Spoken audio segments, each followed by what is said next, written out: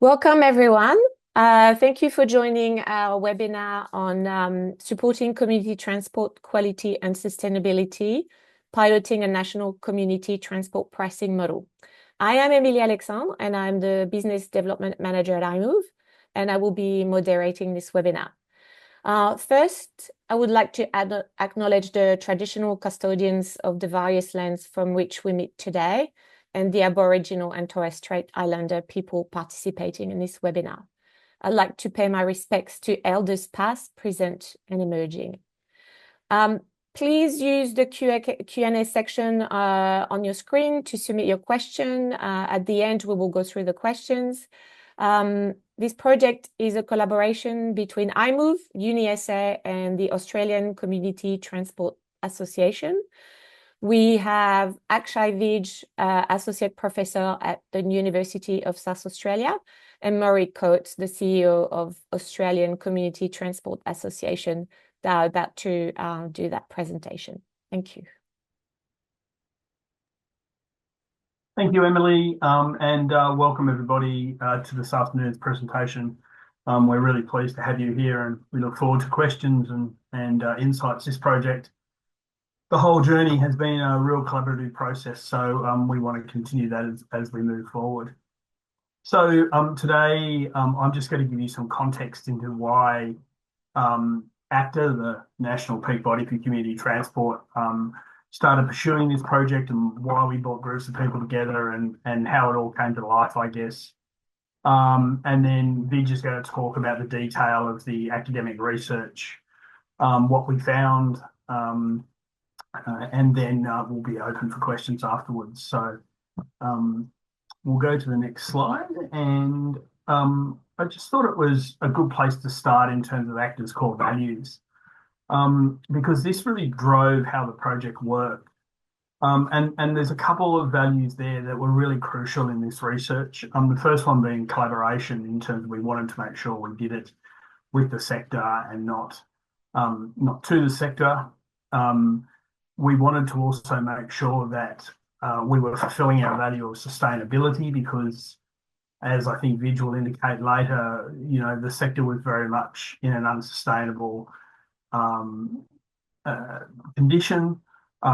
This was causing confusion for some of the participants, because services came and went as they sort of could or couldn't afford to provide services.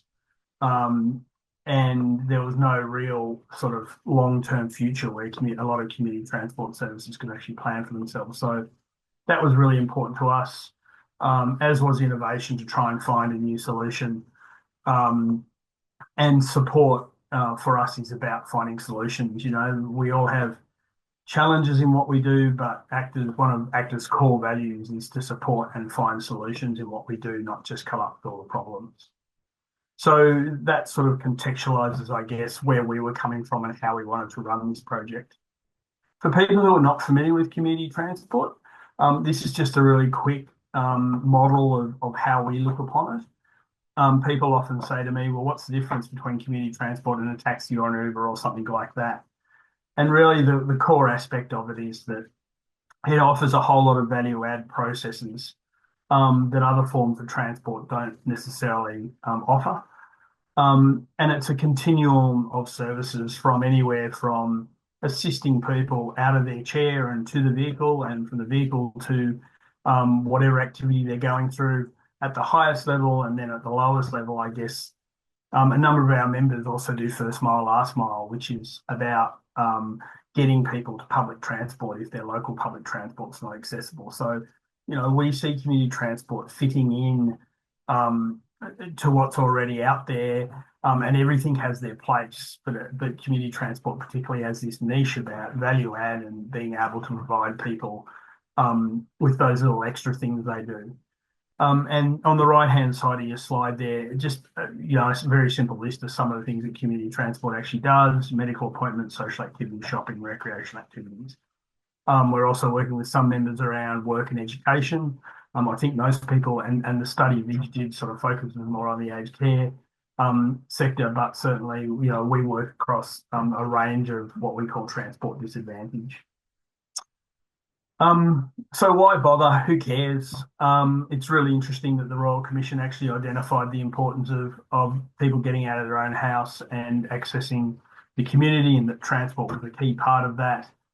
And then there's also people like Norm the Swan that have spoken about how reducing loneliness actually has a lot of science behind it in terms of how it fundamentally keeps people healthy, both physically and psychologically. So transport's not about the vehicle or the trip.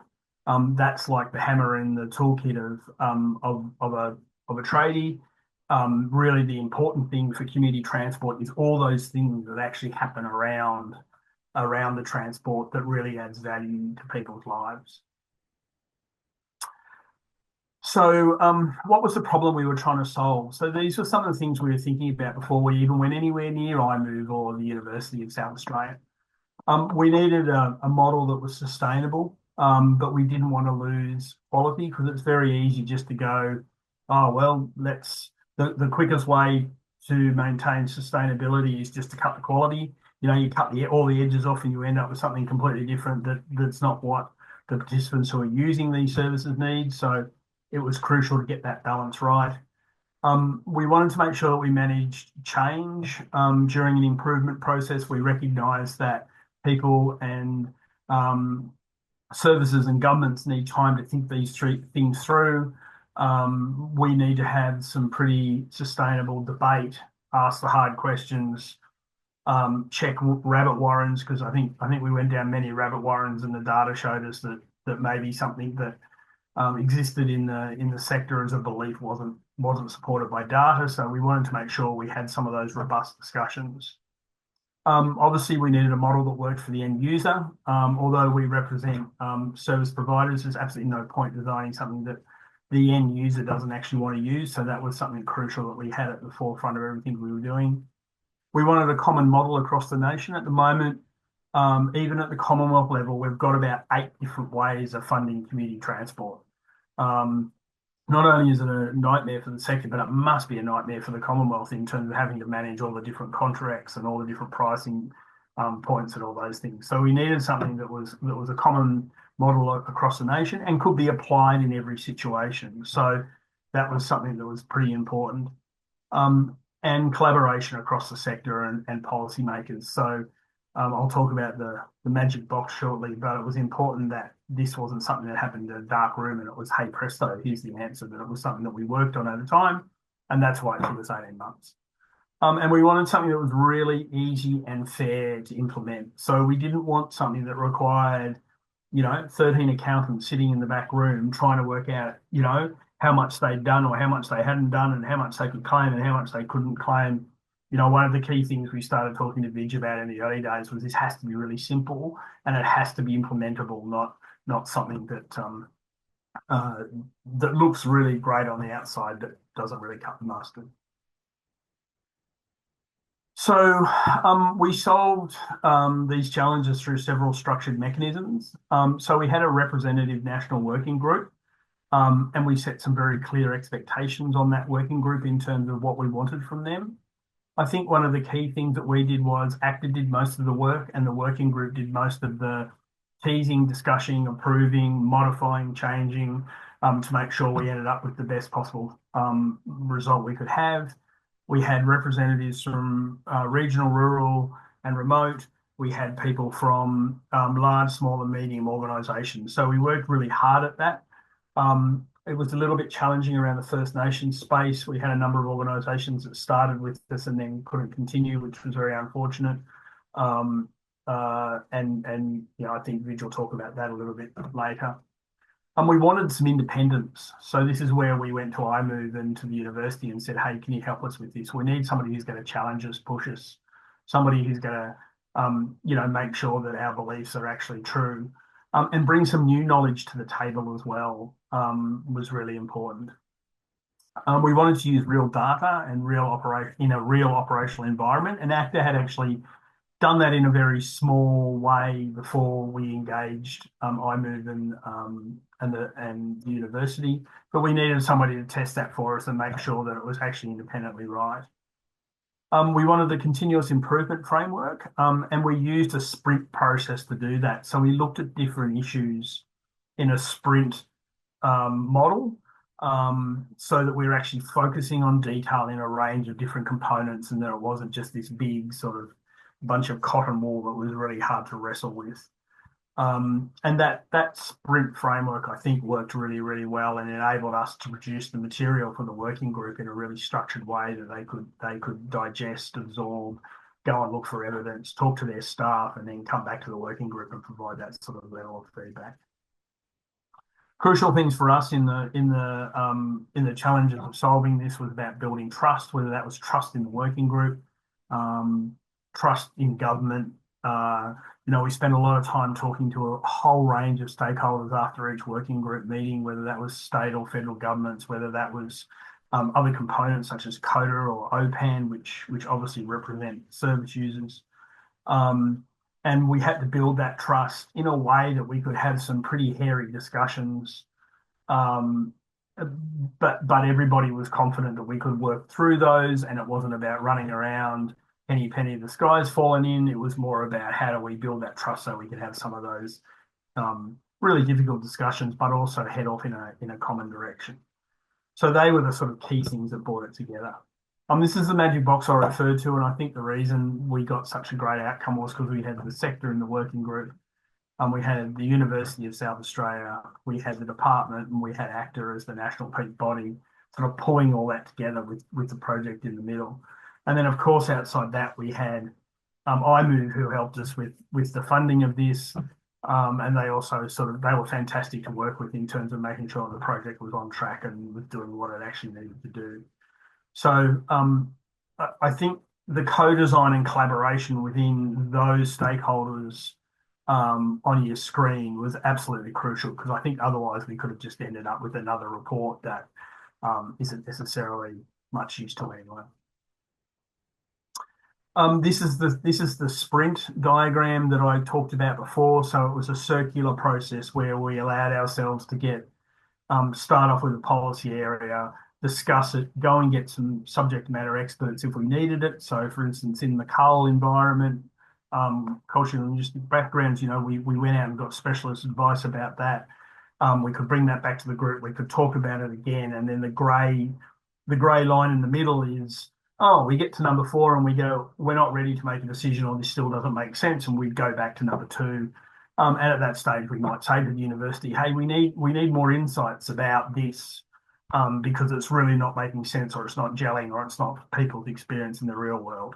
And then we go around again. So this sprint model allowed us to focus on specific things, co-design, but really drill down into things we needed to drill down into to make sure that the information we were getting was accurate and workable in the real world. Of course, with anything, there are huge risks. Getting the working group together and getting one voice was absolutely crucial. It probably wouldn't have worked if we had people running all over the place and with their different views. It was fantastic. The working group focused, inward, brought information inwards and took information outwards rather than everybody heading off in their own direction. And so that was a really strong part. I think the involvement of the departmental staff was great too. Our speed, their speed, it was really interesting. Some stakeholders were able to move quicker, and other stakeholders had to sort of slow down and go a lot slower. So we had to manage that really quite carefully. And we really had to be able to develop concepts and positions in confidence with the sector, trusting what was going on, because sometimes you really need to be working on some of these hairy issues behind closed doors for a while until you actually have got a really good grasp on it and understand what it actually is. So the working group, in terms of maintaining that that confidentiality while we sort of work through issues, was terrific. We recognised that the sector had what we call magic time, so they had to run their business and do everything they had to do, and then they had the pilot on top. So those 31 organisations, I'm really aware, some of them put in weekends to try and get things done. it was quite amazing, the effort that those 31 groups put in. I don't think there was anybody in that group that slacked off at any stage. And they were always up for a conversation. They were always up to share things. So I think, that was really good that the sector was motivated to actually do this piece of work. This sort of work doesn't come without cost. If you want it to be robust and reliable and you want it to be dependable, then it's going to cost money. And I think typically what happens a lot of the time is that not-for-profits try and do these sort of projects on the smell of an Aussie rag, and then it sort of starts to unweather when people sort of start talking about it. So, I'm a big advocate for making sure that we actually fund these things properly and we do them in collaboration with people like iMOVE and others that actually make sure that it's a really robust process. The last point that I'll make there is political capital. I mean, all new ideas consume political capital, whether that's with state governments, with federal governments, within the sector, within other stakeholders. So managing that political capital is also a really important point about what we need to do with this. My last slide's just about the fact that the report that we're going to talk about today is at the very top of that diagram there on your right-hand side. That's the University of South Australian's final report. Fantastic report. Vidge and his team have done an amazing job of producing that. We're now developing what we're calling the summary report, which will be no more than sort of 5 or 6 pages. So that's designed for people very much to be able to pick up and get an idea about what's going on. And that summary report is a summary of the university final report and then what we're calling the pricing and policy arrangements guide. We've already produced the pricing and policy arrangements guide, and it's almost taking, well, it's not almost, it is, it's taking the university's final report and operationalizing it and making decisions about the things that you would need to be able to do for the model to actually work, and cleaning up a whole lot of, I guess, historical issues that maybe decisions haven't been made about, or over time they've become a little bit skew-if, or people have forgotten what they were really there for. So we've tried to clean a whole lot of that up. So that's almost like the operational policy that operationalizes the university's report. And part of that report was also the sector readiness, because big change like this doesn't come without helping the sector to adapt to that. If you've never done this before, how do you do it in the future? And we found very much during the pilot that ACTA spent an incredible amount of time working with those 31 participants on all sorts of stuff to make sure that it was robust and that they are engaged and that they understood what was going on.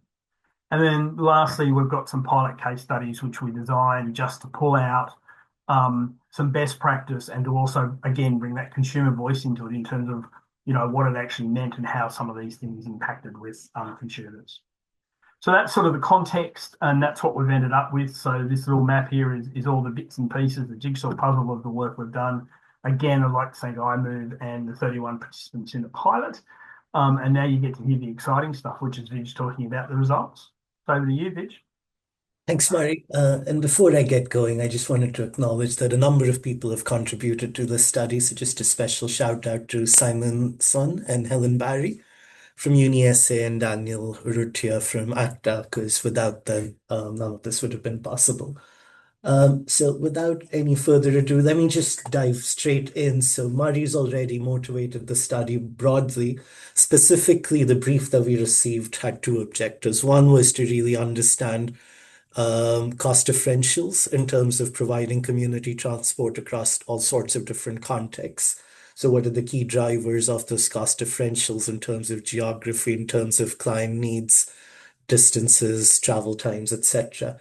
And then to translate that into an actual funding model or pricing model that's relatively easy to implement, that isn't a function of 100 different parameters. So it's parsimonious, it's not too taxing, but at the same time, it is also flexible in that it captures the main drivers of those differentials. So in terms of motivation, if you're not very familiar with the community transport sector, so we were specifically looking at community transport that's funded through the Commonwealth Home Support Program. And that's trips funded to allow access to non-emergency medical transport. and other related trips. So currently, CHSP basically offers a flat subsidy of roughly around $35. It does vary a little bit, but broadly across the sector, it works out to an average of roughly $35. It's a flat subsidy. It's not tailored to the service context. So it doesn't matter whether you're doing a 5 kilometer trip in suburban Melbourne or a 500 kilometer trip in rural or remote NT. The subsidy amount is roughly the same. Doesn't take a rocket scientist to figure out that that's not a sustainable or a fair model. So effectively, what our objective was to develop a more nuanced pricing model that minimizes the burden, the cost burden on the operators, and effectively gets the pricing as close to what it truly costs to deliver these services. Murray mentioned, so the pilot, in the end, we had 31 operators. This is just showing the spread of operators in terms of average distances, the scale and size of the operators. So this is just the first 16. And then on the next slide, I have the next 15. They're ordered in terms of increasing size. So if I just go back, we have very small operators doing less than 1,000 trips per year through to very large operators doing more than 100,000. Trip distances vary substantially, often depends on geography. So we have a good spread of operators both in metro and regional contexts. We did have some underrepresentation in highly remote contexts, and particularly a couple operators, which Murray mentioned, serving largely Aboriginal communities. One of them was initially on the pilot, and then midway through the pilot, they could no longer continue operations simply due to funding being unsustainable. And so they had to withdraw, which only attests to the importance of having a more sustainable long-term funding model. And then in terms of client needs, we have a good proportion across all groups other than maybe indigeneity, as I mentioned. So we only have 2 operators that serve substantial proportions of Indigenous clients. But in terms of some of the other characteristics, we did have good coverage across most of them. Data streams. So for each of the 31 operators, we collected 3 broad streams of information. So the first was high-level financial and operational data. This was collected through a structured web-based survey instrument. This is just showing a snapshot from the instrument. So these are some of the key pieces of information that we collected. The survey was distributed through a web link, as I mentioned, but then somebody from the research team called up the operators and had a conversation with the CEO and potentially an accountant, if they had an accountant in their team, to go over the financials. And the key thing here was to make sure that the information that was being collected was standardized and comparable, because each operator has their own sort of very, niche unique accounting systems. So we wanted to make sure that the costs are being recorded in a way that's standard. We did this exercise with all 31 operators for FY 22-23, and then we repeated that exercise with a subset of 10 operators in the next financial year, just to see if there'd been any major differences due to inflation or other pressures. We didn't find any, and so in the end, we went with the original data collected for FY 22-23, and that's what the pricing model that I'll be showing later is based on. The second big stream of information was trip level data. So basically, and maybe I'll cycle to the next slide. So between July and December, so the second half of last year, we recorded these details, and there's more on the next slide. So a combination of trip level details, so when the trip starts, when it ends, where the pickup is, where the drop off is, etc. And then details in terms of the vehicle that was used to serve, the driver, whether they were a volunteer or paid staff, and then of course the passenger or client in terms of these variables that I've got up there. So we collected this data. In the end, we used about 175,000 trips to understand how trip service delivery costs, effectively travel times, vary. as a function of the distance, the geography, the type of client that's being served, et cetera, et cetera. And then finally, we undertook a lot of qualitative consultations. So we had 3 rounds of interviews with each of the 31 operators, one at the start of the pilot, just to understand their service context a little better so that we could understand why we were seeing some of the differences that we were seeing in their data. The second round happened about midway through the pilot. By that point, we had a baseline pricing model, and this was an exercise just to get more targeted feedback on that model, how that would work for the operator in question, and whether there was something that we were missing from their service context.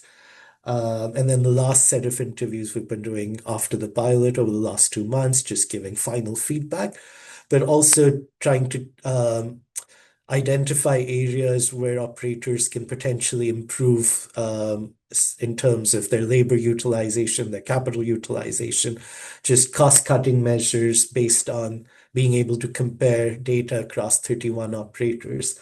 In addition to these one-on-one interviews, Mari talked about monthly stakeholder meetings. So we had a number of those. In the end, we had 2 in-person meetings and 8 online workshops.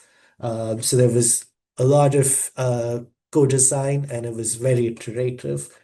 I'll just bring up this quote. I don't expect you to read that quote, but the point of that quote is that, obviously the primary aims of the pilot were to develop a pricing model, but some of the sort of unintended or not necessarily the primary things that we were anticipating was just the exchange of information between and within operators, because some of these operators are running these services in, very remote communities, have no visibility, no exposure, no chance of interacting with other operators who might be in similar contexts, or who might be in different contexts, but still have useful lessons for them.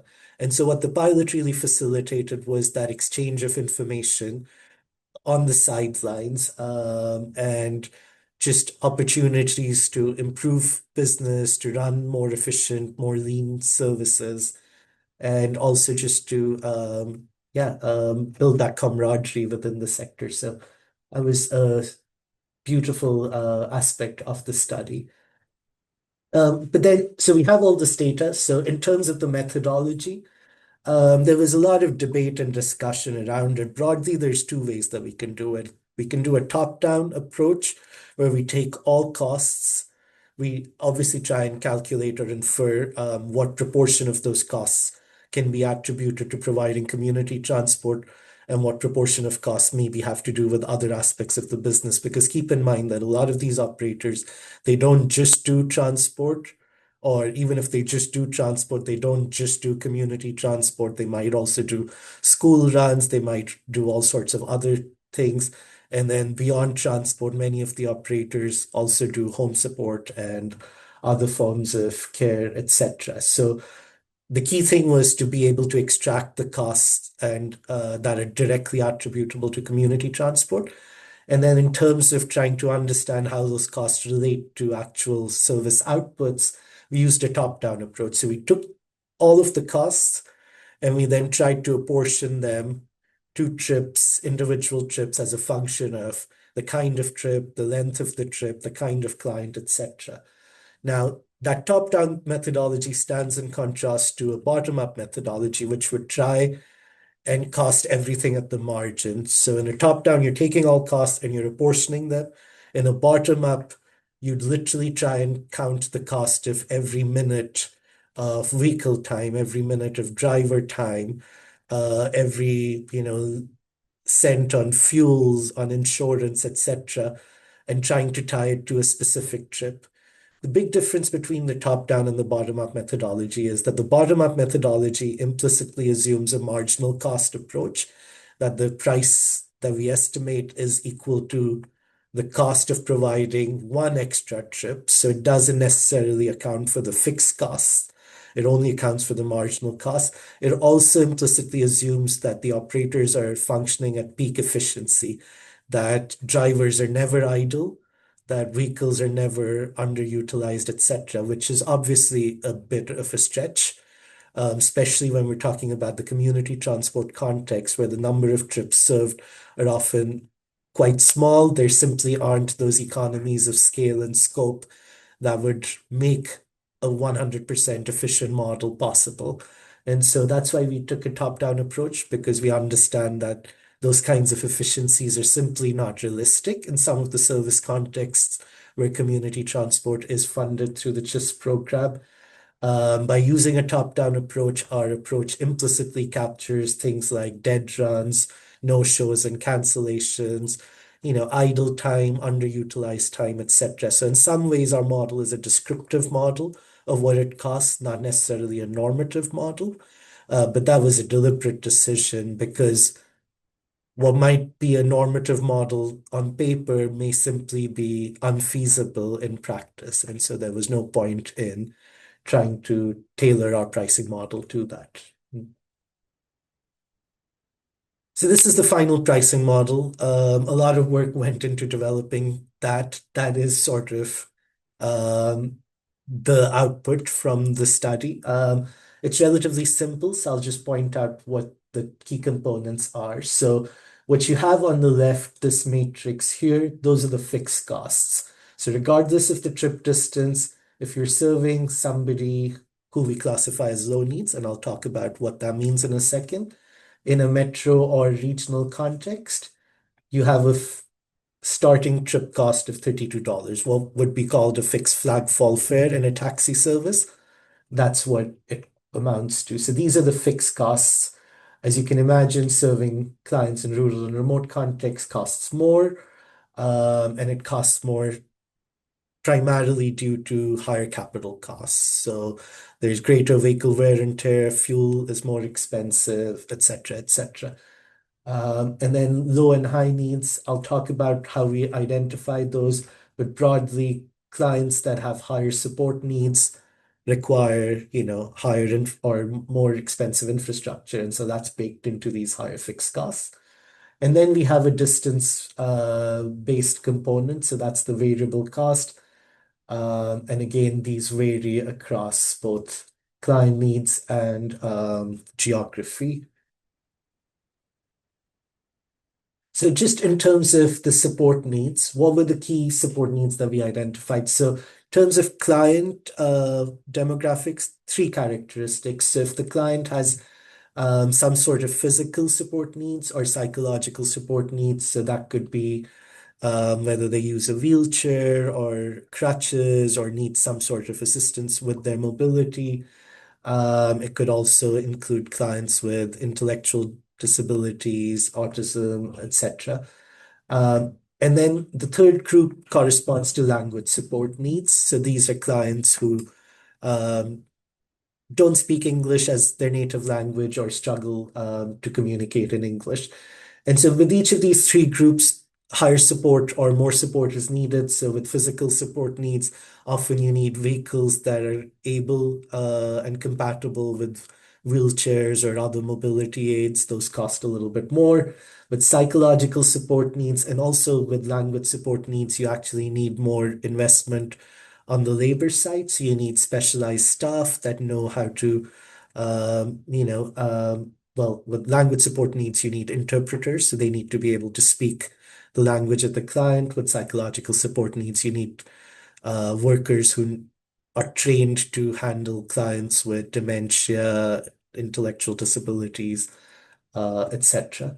So those are the key cost components that we do capture. And then separate from that, there's geographies, as I mentioned, trips in rural and remote areas. What we found was that basically the cost of capital per trip kilometer is much higher, and that's specifically due to greater vehicle wear and tear, fuel costs, and other related costs. So those are the four key cost differentials. We've tried to develop definitions and tied it to the standard definitions that are used by the ABS. But Mari will probably have something to say about this. But the issue with these definitions is that they're very much textbook definitions, and two people who might fall within the same group per these definitions may not have the same level of support that they need. And so ideally, in an ideal world, what we want is a client assessment process that's sensitive to the functional support needs of the client and not necessarily how they fall under this sort of um, paper definition. And then finally, we had a lot of robust discussions with the stakeholder group about the different groups or needs that our model does not identify. And so one of the key discussions was really around indigeneity. So we heard from operators that serving indigenous clients can incur higher costs. However, in our analysis, we didn't pick up these cost differentials. We did not find any statistically significant cost differentials for trip serving indigenous clients versus non-indigenous clients. Um, but what I want to say is that does not mean that that differential does not exist. That could also mean that we simply did not have enough data or enough variability in the data that we had to estimate these differentials meaningfully. So just to remind you, we only had two operators with a substantial proportion of indigenous clients. So some of the numbers might change if we had a bigger sample. It's hard to say. So basically, we're leaving the door open. Just because you don't see a particular group in our model doesn't mean that cost differentials do not exist with regards to that group. All we have are the ones that were the most pointed, the most tangible differentials. Those are indeed represented.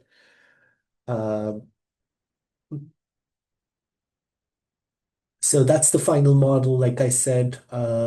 Just in terms of geography, we make the distinction between metro and regional versus rural and remote based on the Monash levels. So any trip that has either an origin or a destination in Monash levels 5 to 7 is classified as a rural and remote trip.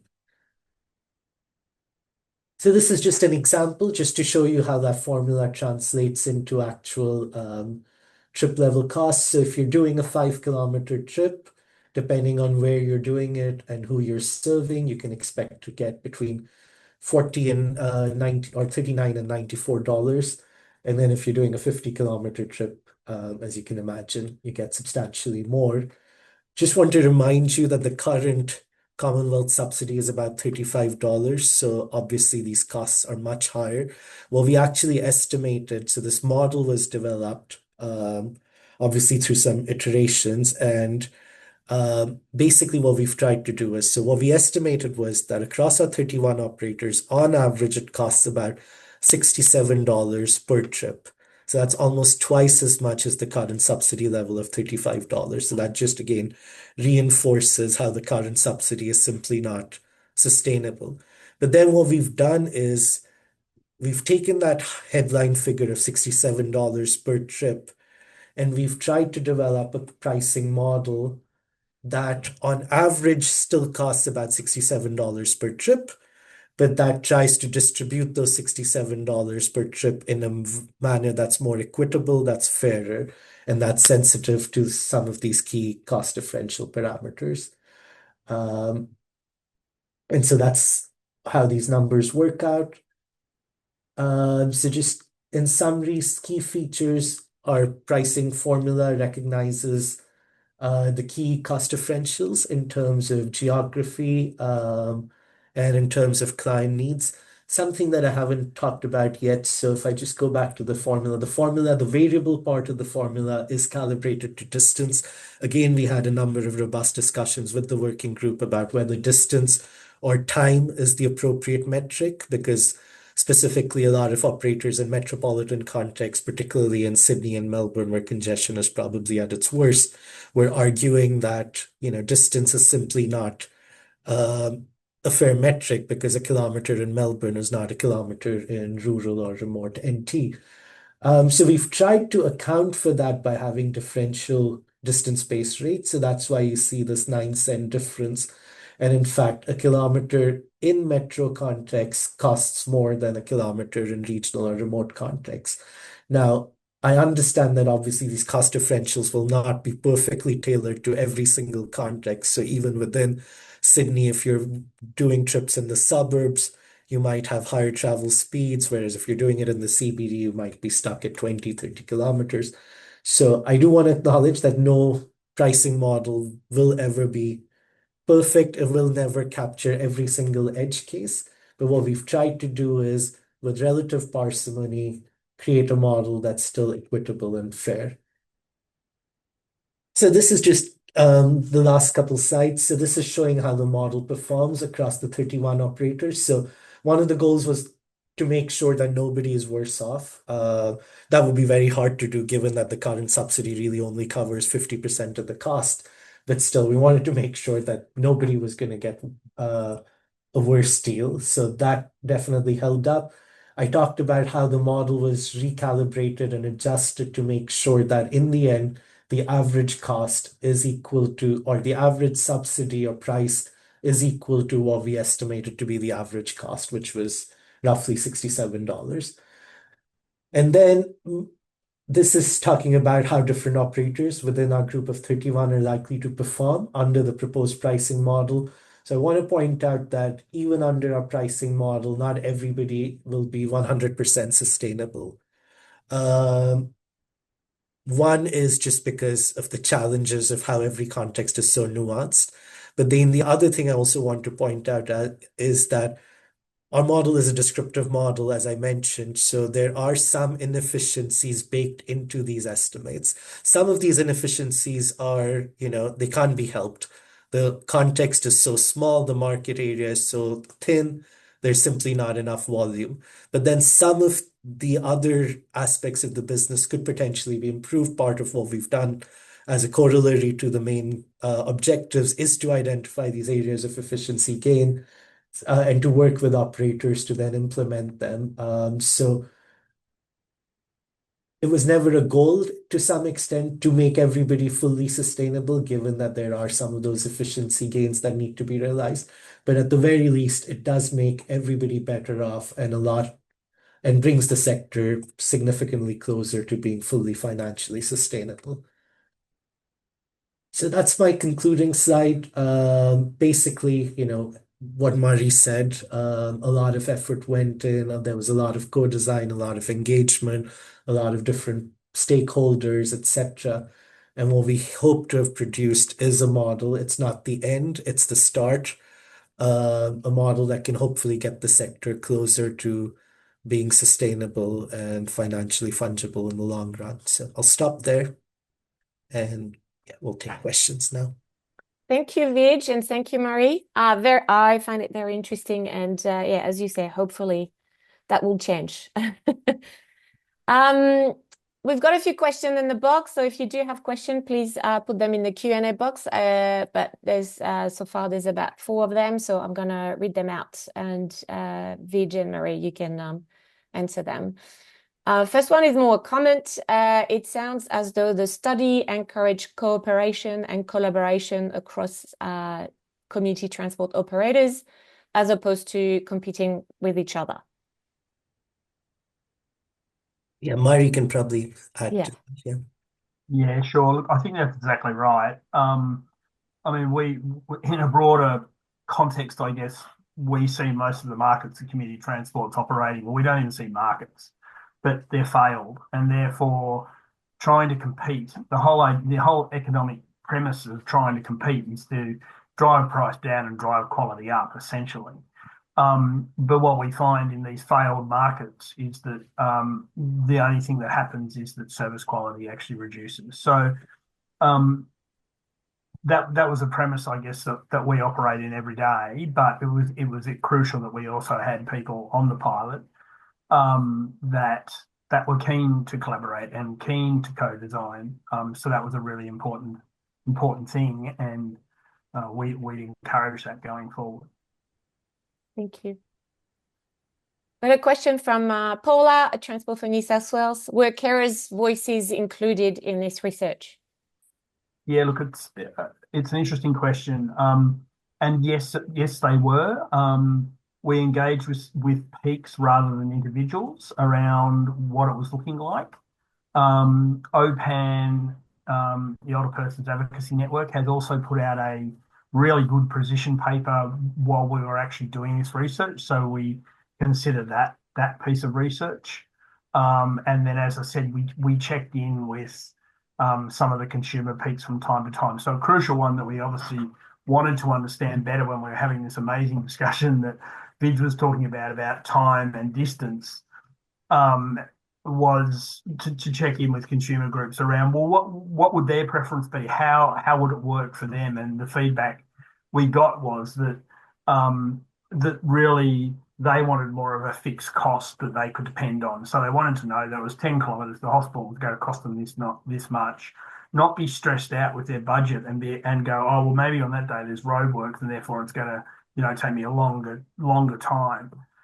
And for service providers, that's a bit of swings and roundabouts. If you lose a little bit on trip one, well, you might make some money on trip two. And we tried not to get involved in the single trips. It was about the holistic viewpoint. But yes, we did, but not directly with individuals. Thank you. Question from Jonathan Dalton. When and where will this paper be published? Keen to be able to reference it. Do I answer this, Vij? This is something Vij is hassling me about constantly. We haven't released it yet. We will be releasing it shortly. There's just a couple of processes we need to go through, and obviously we need to make sure we're looking after some pretty key stakeholders. So it will be shortly. So probably watch the iMOVE website or the Australian Community Transport website. That's where it will be published. If there's anything really specific or anything really time urgent, I'm happy to have a discussion with people. Thank you. Next one. Did you consider how the funding model could encourage providers to serve people in rural and remote areas or people with higher needs, taking it beyond fair, but to improve service delivery? This is a complex one. I'll take a stab at it, Murray, and feel free to add. Please. Yeah. So as I mentioned, I mean, ours is a descriptive model, right? So we're trying to ascertain what it costs to deliver the services that are currently being delivered in these contexts. So that's what we've priced. So those pricing estimates that I showed, as you can see, they differ for both rural and remote areas or people with higher needs.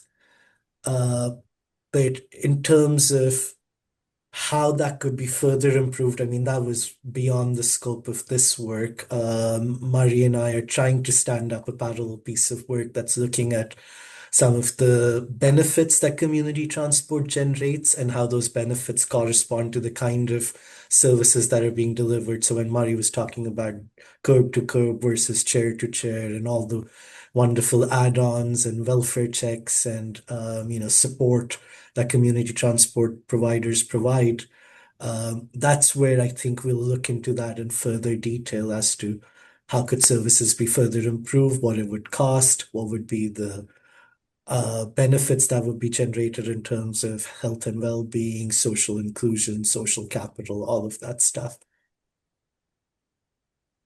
Thank you. Sorry, Emily. I think the other key point is that the study did point towards block funding, particularly in rural remote areas, because of the challenges and the equity issues with that. But if somebody in a rural area has to travel 100 kilometres to a medical appointment versus somebody in the city that has to travel 5, in a package type of funding model, that's really difficult because the person who lives rurally will be paying more for their 100-kilometre trip than somebody only doing a 5-kilometre trip. So I think in terms of encouraging more access in regional and remote areas, I think block funding is a key part of that. And ACTA is actually now talking about commissioning of services in these areas rather than funding being dependent on how many trips people actually do. It's more about you commission a service into an area and it provides those crucial services. So that I think that was a key part that came out of the study as well. Thank you. Next question from Peter David. Brisbane was not mentioned. Was their cost and environment reviewed? Or their costs, sorry, and environment reviewed? I do remember, yes, because there's definitely heaps of Queensland operators. I can't recall if we had one from Brisbane specifically. Yeah, we did. Yep. Cool. Sorry, I don't know why, but all my anecdotes were from Melbourne and Sydney. I just forgot to mention Brisbane. But we had we had Tassie, we had WA, we had all states and territories covered for sure. Yeah.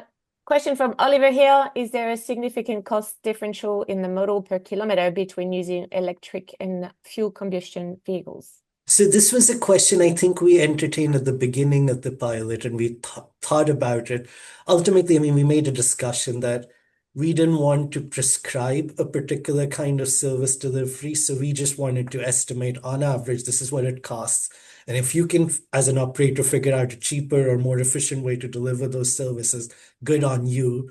But we don't want to hold that as the standard for all operators. So that applies to type of vehicles, but it also applies to other kinds of things like group trips versus individual trips. So if you have the capacity or the capability to put multiple people on the same trip and reduce costs that way, again, good on you, but we're not going to mandate that the cost or the pricing model needs to be calibrated to a certain level of average trip occupancy, etc.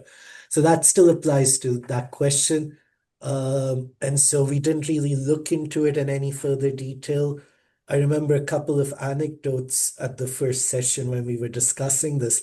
I think the running costs are lower, but from what I recall, the depot costs and the charging infrastructure and all of that, that can be substantial if you have electric vehicles in the fleet. But Mari, I'm not sure if you have any further insights on that. Yeah, no, look, I think you've covered it really well, Vij.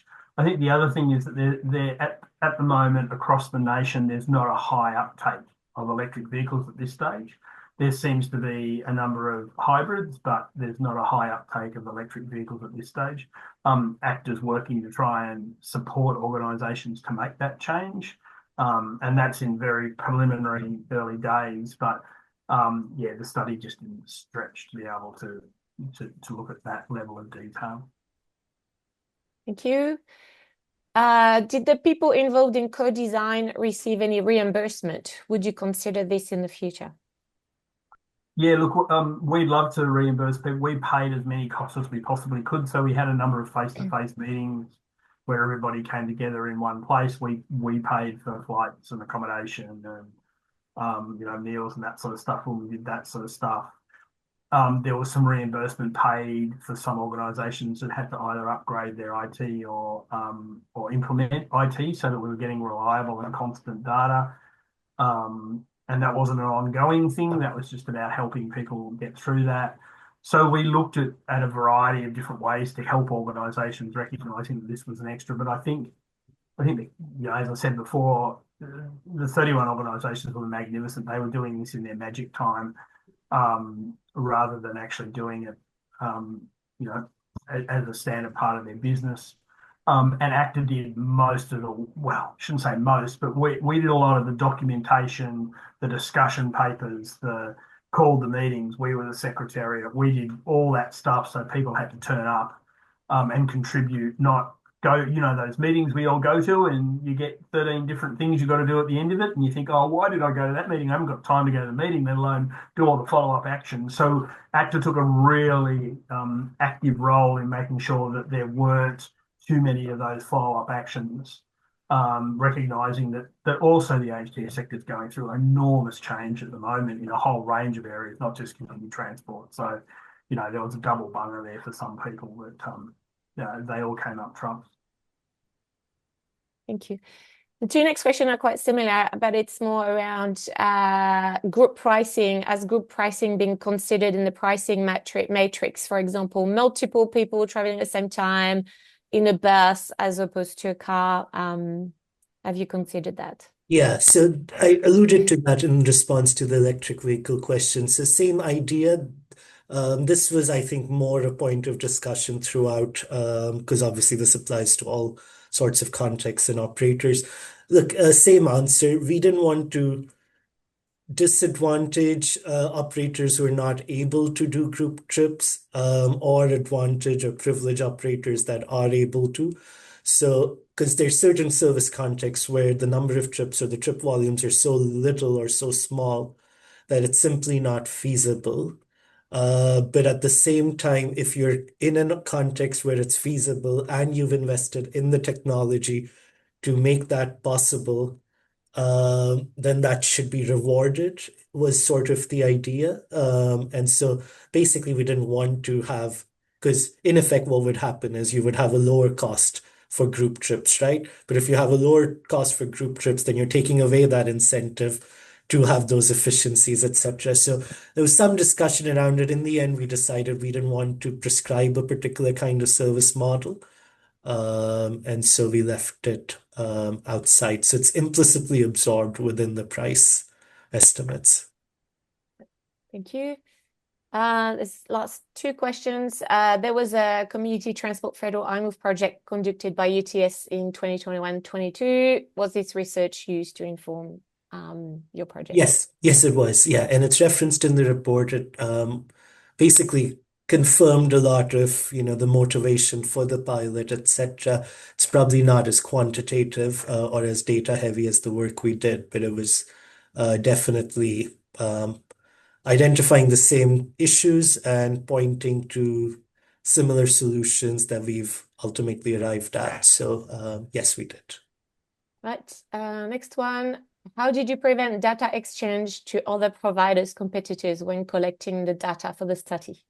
Data protocols used. Yeah.